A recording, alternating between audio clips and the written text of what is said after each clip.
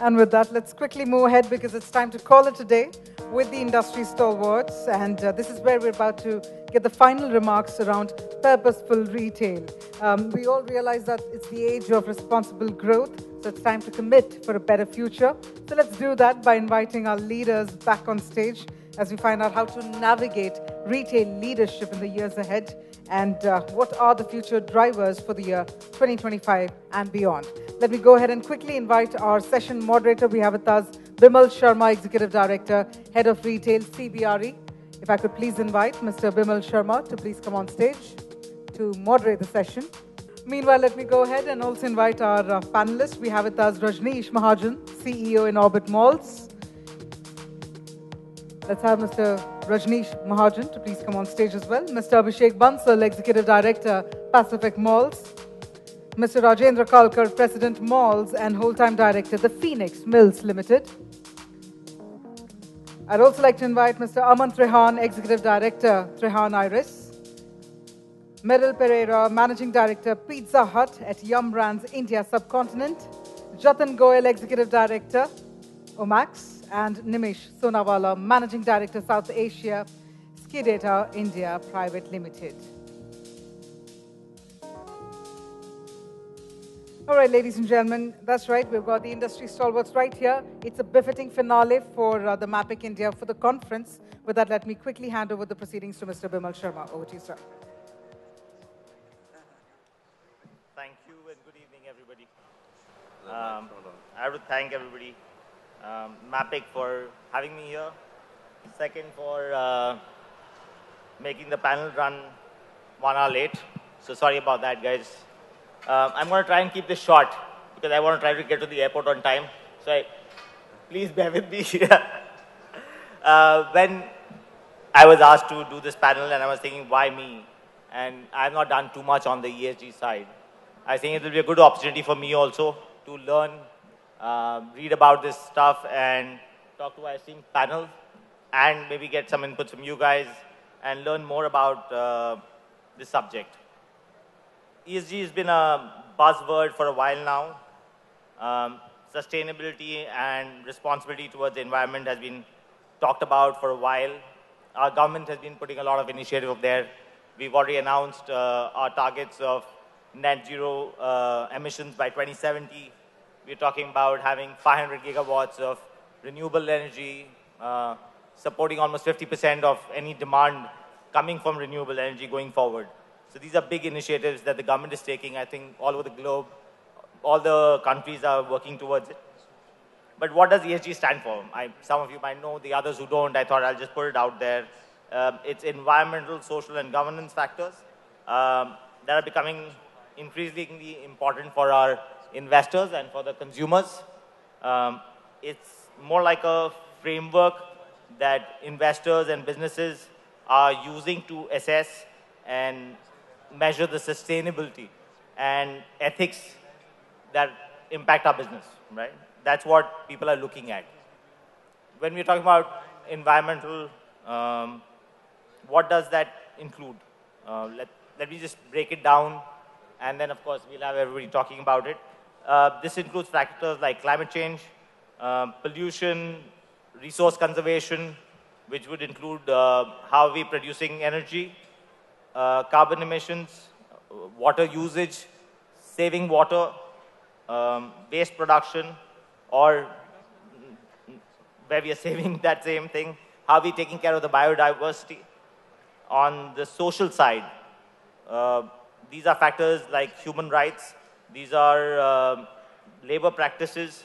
It could be how are we engaging with the community, employee health and wellness, everything. All that comes under social practices of the corporates that we are looking at. And then, of course, governance. How ethically the companies are being run. How are the boards managing? How is the executive compensation? Of course, some people might not like this discussion, but yeah, what is the disparity between the CEO and the average of the median for the company? What about data protection? What about security of properties as well as frauds, audits? All this comes under ESG, as we say it. And these are the metrics that all the corporates, all the largest investors are looking at on how corporates are being run. And this is becoming a metrics to evaluate an investment. So more and more, I think people are looking at it from an investment perspective, and because the investors are looking at it, the corporates have to do it. Very recently, I think about, somebody can correct me, but maybe about 6 or 8 months ago, maybe even a year ago, SEBI has also announced that the top 500 listed companies in India need to start doing filing on their ESG initiatives and practices. And this will probably go to the next 1,000 companies very soon. And going forward, each one of you in this room, all the corporates will have to start filing for the same thing so that the investors can start looking at these reports. Internationally, of course, people are looking at it today. A lot of you who already have these large investors on your portfolio, especially the developers here, would already be dealing with them and would be working on these initiatives as we speak. Why real estate, and why, when we're talking about all these corporates, why are we talking about real estate and why is it important for us and our industry? The main reason is that 40% of all greenhouse gas are done out of buildings. 40% of all raw materials used are in the real estate industry. And that's why the emphasis on the real estate community to start working on this and start getting greener as soon as possible. The entire initiative comes from there. There is this network called, I'll have to check, GRESB, which is a Global Real Estate Sustainability Benchmark. And their thing is, they have said that in a recent study that we have, of course, grown up by miles. I'll have to look up the numbers. But I think in Asia Pacific, as of last year, green buildings, certified buildings have grown by almost 65 or 70% in the last decade, which is a phenomenal number compared to US and Europe. Asia Pacific is the leader in this market. That's broadly what ESG is about. I thought I'll just give you a 5-minute brief so that everybody understands what we're talking about. Those who knew, great. And I'll move on to the panel here. And let me just throw up the first question to them, which is, why are we investing in ESG initiatives? I've given the broad framework, but what are the reasons? One reason that I know and very important is, of course, saving the environment. But what beyond that? And why are you guys looking at these initiatives so carefully, closely? Can I start from the further away? Rajneesh, you want to take a dig at it first? I think if you look at from two perspectives, one is the bylaws and law, and the other is the consumer and the connect with the consumer, why we are doing it.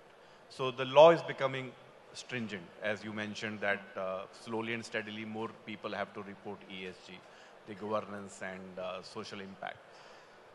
When we look at the commercial real estate, the large occupants, global occupants, they're already engaging in the dialogue that how our office buildings are certified and what we are doing on green energy, and so much so that they are willing to pay premium if the energy provided is green. So on the office occupant B2B business, there is a far, I think they are far ahead in terms of doing initiatives. In retail, with the occupiers, we don't have that discussion as yet.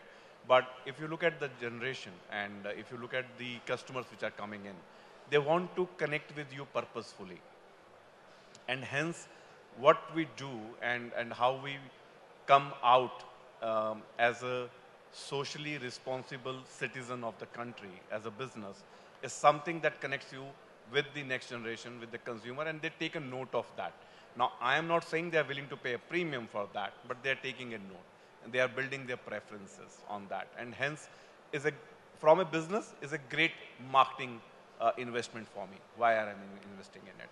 Now, if you look at the capital side, there are clearly funds which are created, which are only investing in ESG compliant businesses. So there is capital which is chasing such initiatives, and they want to project themselves as socially responsible funds, and they're investing in that. So on a multiple fronts, there are compelling reasons to be conscious and start doing something good for the society. Excellent. I'm going to just add one more point on that, Rajneesh, and before I go on to the next guys, I think it also saves a lot of money in the long run. While we are spending a lot of money up front, I think in the long run, a few of these initiatives also save money for us. One other point to add, but I think you've summarized most of those points here. So before I go on to the next question, I'm going to jump and cover as many as we can in the time that we have. Maybe we can go to Abhishek. And Abhishek, what are the measures? And you're doing a lot of centers at this point of time, new centers, and Delhi is one of those places which is always looking at sustainability, and I think they have very stringent laws there. But what all are you doing from an energy perspective or from sustainability perspective in your new projects? Yeah, good evening everyone. Thank you, Bimal. So the point that you made, besides what Rajneesh said, is if it is done the right way, it will save you a lot of money. For example, almost 12% of our shopping centers are now on solar power, which is quite a bit of a saving every month. That's just the solar power. Otherwise also, there are many ways now with the new hardware that we are putting in, it consumes lesser energy. So, which means another way of saving. The other side of it is, how do you build loyalty? So, we ran this program where we have compost machines in our malls, and we ran this program that every shopper will get a bag of compost if they were to shop in the mall. We got hundreds of people giving us their bills and taking bags of compost for their homes. So one, of course, we presented ourselves as a more green company, and second, it was great data. So we mined data through giving out compost, which was built in our own mall, which is, of course, very little cost. And there we have data. So the point being that it is not only economical if you are doing it right. Of course, the gestation period may be a little bit longer. And second, you portray yourself as a environment-friendly company and, of course, build more loyalty. I think all these three things put together in the long run will help us as shopping centers. Excellent. I think that compost idea is fantastic. More people should take that up. We are generating enough of it. Rajendra, you've got some great projects and large projects that you've been opening in the recent past, I think 3 of them.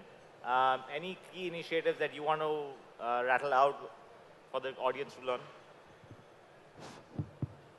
Thank you, Bimal. Good evening, everybody.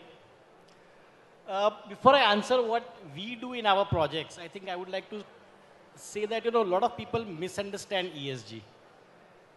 For most of them, 50% of the people think that power, water, environment saving is only ESG. Whereas the last 2 words of the social responsibility or the governance is actually missed out. And India is one country where the last governance is extremely important.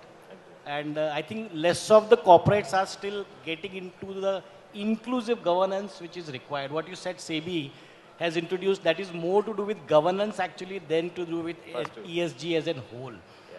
So governance is very important, and in what governance means is to comply to each and every law that is applicable to your business.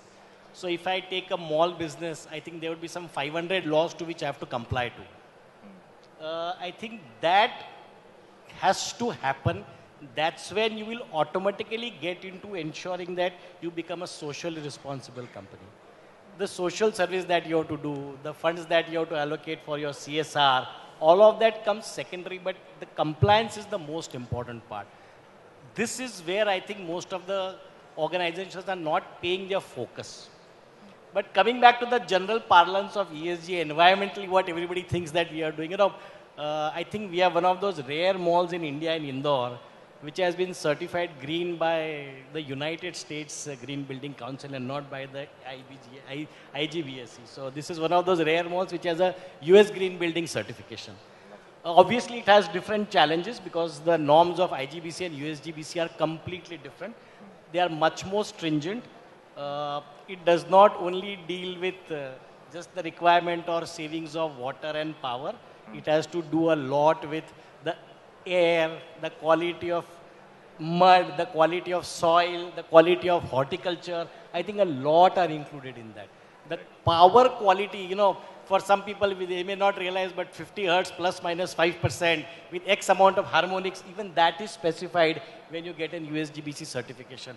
That obviously helps to increase the life of the equipment. It reduces the consumption of the power. So there are a lot of technical things that you have to do which are small, but when you do small 100 things, the impact is much higher. Green energy, obviously, practically now every mall we have a good amount of green energy which is coming. You know, malls are electricity power guzzlers. When I get on a Sunday 8,000 car, 10,000 cars per mall, the amount of fuel that they consume is extremely high. So how do you change that? So, you know, a lot of green electric vehicles. So you put stations for charging, customers are allowed to charge. Sometimes we don't even charge them. It's done complimentary from our side. You do rainwater harvesting. All these things, you do water conservation, water usage, reusage of water, proper STP utilization, ensuring that the STP water is recycled in its 100%. Most of the buildings or malls or offices that are built in India, they actually have a norm, what you call as the zero discharge. What it means is you can't discharge water. You don't have a sewage connection. That means you have to reuse the water. Not many buildings actually comply. We ensure that we do that 100%. The water that is treated is reused in a lot of other functions in horticulture, in HVAC and all of that. So there's a lot of water saving which happens. Even in urinals that we use, today we are having waterless urinals to save water. You know, each urinal, you may be surprised, but with these footfalls, one urinal saves about 6,000 kL of water in a year.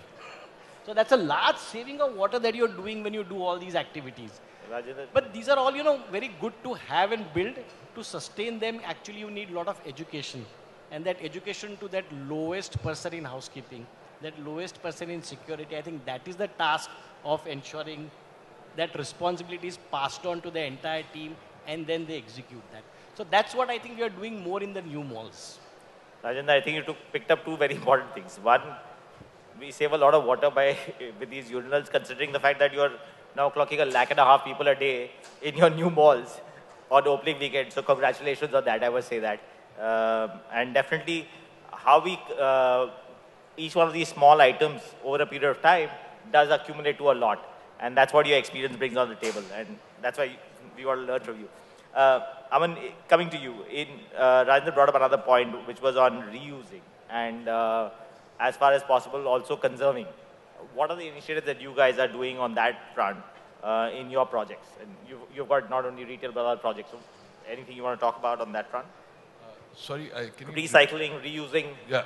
So, of course, STPs, you know, I completely agree with Sir about the compliances. So if everybody, you know, actually properly, honestly, diligently follows compliances and does their job according to the, you know, actual, you know, what is needed, they can definitely make a lot of difference, you know, because in our project also, in our projects, we make sure the STP is running perfectly well, waste composter machine is running perfectly well, WTPs, or any sort of compliance related things are done diligently, honestly. So there is, you know, a lot of saving in that, in the waterfront, obviously, and there's a lot of what thought process is that, you know, going forward, we are trying to build green buildings. So, you know, it just takes a few more crores, then you build a nice green building, and ultimately you end up saving a lot on energy. And, you know, you're reducing your carbon footprint, so that makes a lot of sense. So, you know, at the present day and in future, we are planning to build only green buildings, IGBC certified, but I don't know if we get the US, that would be a big task, but yeah, we will definitely try on that. And on the social responsibility front, I feel that, you know, the labor camps are not, I mean, when you give the work to a labor contractor, the labor camps are not running really well. I mean, there's sanitation, the diseases these guys are getting, and a lot of issues, you know. I mean, that needs to be really thought after about from a developer's perspective, and they have to actually delve into the situation and do a, you know, a humanly possible solution to this, because it's inhumane at this moment, you know, when we see all these camps. These guys are really suffering. And of course, you know, governance is particularly I feel that if you go through each and every compliance properly and you actually take care of all the points which are actually put in, your MOA and your, just going transparent and simple, you can do good governance. You just have to be honest. That's most important. Absolutely. Yeah. So. Perfect. Thanks, Aman. Actually, you brought a couple of very important things, and while we'll get to the social side of it, so I want to add to what you said. It's not only what we are doing for our organization, but also our vendors and how they are managing these things. Right? As you said, your labor contractors are very important because finally they are the people working for you. You might not have that workforce on your payrolls. You're doing it only for your guys, but you have to also look at the guys that are working for you, your contractors. So very important point. Thanks for bringing it up. Meryl, you're the only man outside of the real estate community here, and I thought I'll reach out to you and ask you more about sourcing, because that is something that is in your space. And how are you guys sourcing more responsibly, if I want to ask that question? Or what are the initiatives you've done to localize in India and your products, as well as sourcing so that we are more friendly? Yeah, so thanks. That's a good question. We have globally our ESG strategy, which is our recipe for good, which goes into many different areas, and one of them is, of course, sourcing. So in India, we've got a really good plan in place where everyone has got to go through, has got to meet certain criteria to be approved as a supplier. What I find really, really impressive is that more and more suppliers today have got this as part of their plan.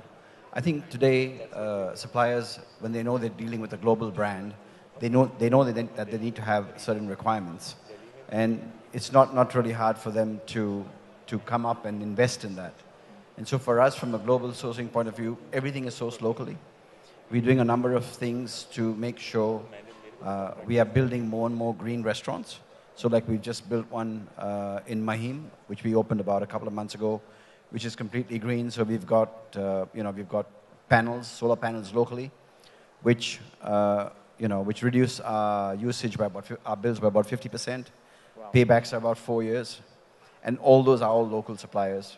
The same thing with smart switches, the LED lights, everything that people are doing, which these guys are doing in the shopping centers, we are now putting it into our stores. One of the big advantages of being in the pizza business is food wastage. Everything is cooked to order, so you don't have something that's being cooked and then nobody orders it and then it's wasted. So for us, we are able to overcome that because everything is made for you. So when you place your order, that's when it's made for you. So that was a big challenge in the past, but we've been able to overcome it. One of the things, I was reading a survey the other day from McKinsey's that said, whatever you invest, if you invest properly in ESG and CSR properly for the next 2 to 3 years, you can secure the next 10 to 15 years. So that's where we are with it. That's excellent. And it's good, at least in your line of business, that you're making to order, and there's very limited food wastage that's happening in your case, which is fantastic. Jatin, coming to you, and I'm going to go back to all the developers who are building right now. It's open for everybody. How are you bringing these ESG principles into your design at this stage? And I think Rajneesh or Abhishek brought it up that if you planned it, you can save a lot more. Jatin, if you want to take a dig at it, and then I'll open it to others. I'll definitely take this up, but before, I've been patiently hearing everybody's opinion on ESG over here. Quite insightful, actually, to understand the different compliances that we've been following. But beyond ESG, I feel that it's about being a conscious corporate, right? As a human, we are conscious of every stakeholder around us. Whatever business we are in, whatever we are doing, be it our employees, be it our retailers, be it our customers, be it the people around us, we have to be responsible towards them. So, of course, economic comes first, right? Everybody's talking about money saving in the solar panels and everything. Yes, we have to be profitable. But if there is enough that we can do for people around us while still making money, is the first principle that came to just my mind, right? So conscious corporatism is great, more than being ESG, right? Apart from that, you mentioned design. HVAC is one of the biggest costs in terms of operations that we face in our camp. right? HVAC can be designed in multiple ways. Today, there are new technologies coming up wherein you don't need air conditioning. You just need the airflow to work accordingly. And I think in the old times, the Roman times, there used to be streets with fountains right in centers, right? So they were designed in a way that the airflow would take care of the HVAC requirements now in our malls that operate. So we're trying to build that up in the new properties that are coming up. Apart from this, there are multiple different kind of things that we are still working on in the design part. I'll bring one thing back from, you said went back in history, is if you look at Vastu, a lot of Vastu plays with this, with ESG, with energy flow as well as with light and ventilation. So a lot of Vastu comes from there, right? Anybody else want to take a dig at any other initiatives on the design side? Rajneesh, Abhishek, Randarji. I think greenery is one of the key things while designing properties. How do you make use of open spaces and terraces where you can do more and more green? I think that adds to a little more, oxygen, coolness, and also customer experience. If you can, a lot of indoor plants, a lot of outdoor plants, and try to see as much green around.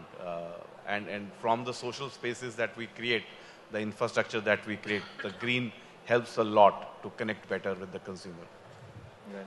To take it, this is one of the important parameters which came when we went for USGBC certification. We were supposed to comply to the air quality inside the mall when footfalls are high. And that had forced us to introduce lots of real greenery and lots of fountains inside the air-conditioned premises to achieve the AQI of that level. And that's why if you go to that mall, we have at least 10 indoor fountains. The outdoor fountain is quite large, but the indoor, we have at least 10, 12 different indoor fountains and at least some 150 natural green trees which we have to replenish regularly. Excellent. Rajneesh, and I like the idea. I told you, well, you showed us the lovely, if you guys haven't seen the model at Rajneesh's stall, he has a tree sitting right in the middle of his atrium in the new mall that he's planning. So I like that idea completely. Not only that, wherever you see curvatures around the building, they are all to protect the trees.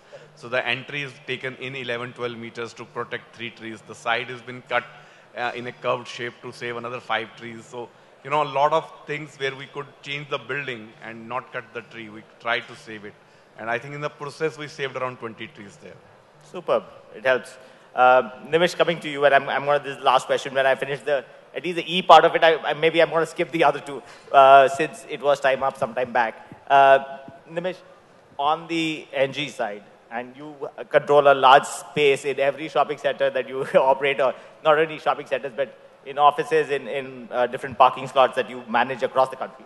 How are you bringing the energy saving as well as, and I can maybe go on to the social side as well, because you have a fairly large workforce diversified across all your projects. So maybe you can talk about both of those if you want. So just to clarify, that we are the technology provider, we are the OEM. Yeah. So we basically, all our initiatives are starting from Europe, where the manufacturing actually happens.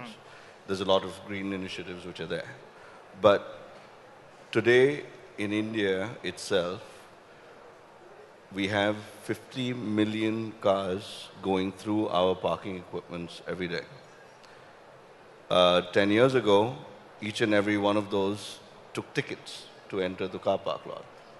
Consumable of trees, nature and all of that, and paper which was being used at that time, was significantly higher than today.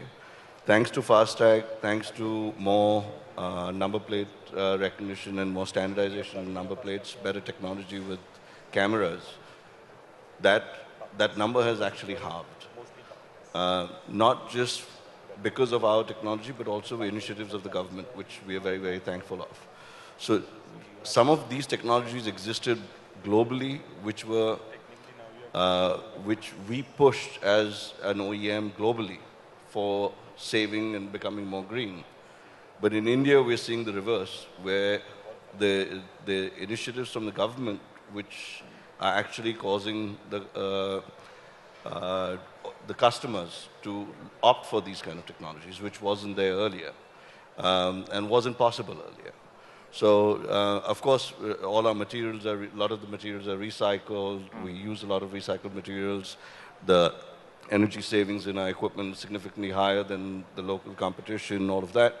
But that being said, overall, it's the largest savings in terms of environmentally social, this thing has come from using less tickets, using more technology to actually not have any kind of consumables going on. I really like that. I hate wasting paper for starters, and especially those. If I had a retailer here, I would have definitely asked, why do you have bills this long when I bought one item? I think it's a royal waste, but I think a lot of it is government in that case. You know, one of the studies that I was reading while preparing for this session said out of the ESG, and I think somebody brought it up, Rajendra started off with it, is that we do not spend enough time on G, but the study said about 45% of the initiatives are more towards E at this point of time. On the social side, another 35 or so, and about 10% on governance. But once the first two are met, that's when the governance bit and how do you enjoy it is where that becomes more and more important.